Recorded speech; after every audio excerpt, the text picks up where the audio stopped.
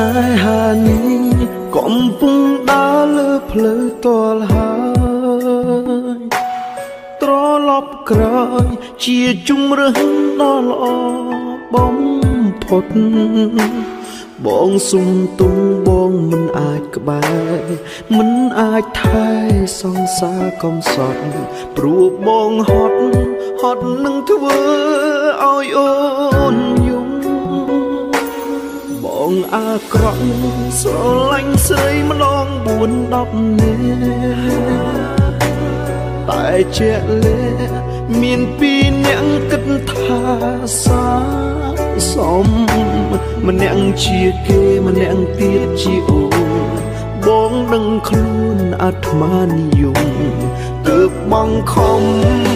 បែកអូនពុំដើម្បីអូនគ្មានចេតនាយកអូនលេងសើចគ្មានចេតនាបោកបាញ់ឆោតអូនគ្រាកូនឡងបងពិតស្នេហ៍អូនតែបេះដូងបងត្រូវការគេជាស្រឡាញ់អូនមួយពេល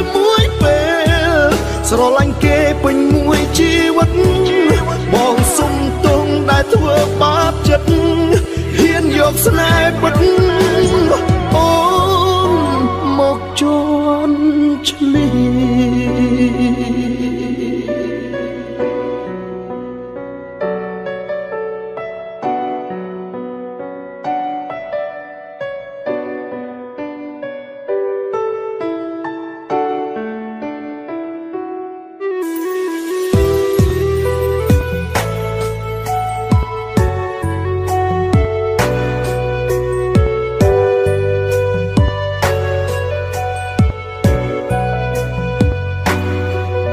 អាក្រក់ស្រឡាញ់ស្រីម្ដង4-10នាក់តែជាក់លាក់មាន2នាក់គិតថាសាសមម្នាក់ជាគេម្នាក់ទៀតជាអូនបងដឹងខ្លួនអាត្មានិយមទើបបងខំបែកអូនពុំដើម្បីអូនគ្មានចេតនាយកអូនលេងសើចគ្មានចេតនាបោកបាញ់ឆោតអូនគ្រាកូនឡងបងពិតស្នេហ៍អូនតែបេះដូងបងគឺការគេជា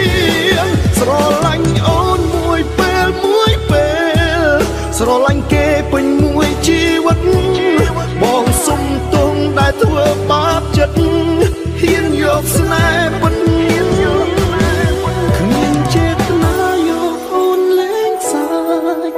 មានចេតនាបោកបញ្ឆោតអូនគ្រាកូនឡងបងពិតស្នេហ៍អូនតែបេះដូងបងត្រូវការគេជាស្រឡាញ់អូនមួយពេលស្រឡាញ់គេ